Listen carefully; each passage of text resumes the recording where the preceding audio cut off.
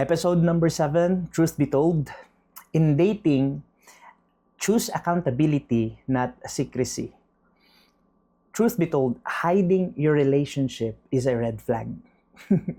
Now, here's a wisdom coming from the Word of God. Proverbs 15 verse 22, it says, "Plans fail for lack of counsel, but with many advisors, they succeed." Now, here's a principle. God-honoring relationship invites and involves godly counsel. On the other hand, secrecy often covers compromise. So if you can't share it with your spiritual mentors, if you need to hide it from your parents, then you have to check your heart. Remember that accountability is a friend when it comes to relationship. Accountability brings clarity, it brings guidance, and even protection. So don't date in the dark.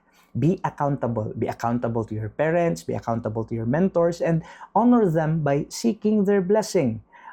Their wisdom, their experience, it can guide you. It can help protect you, and not just you, but your relationship and even your future. So truth be told, don't date in the dark and surround yourself with godly counsel because wise counsel keeps love on course.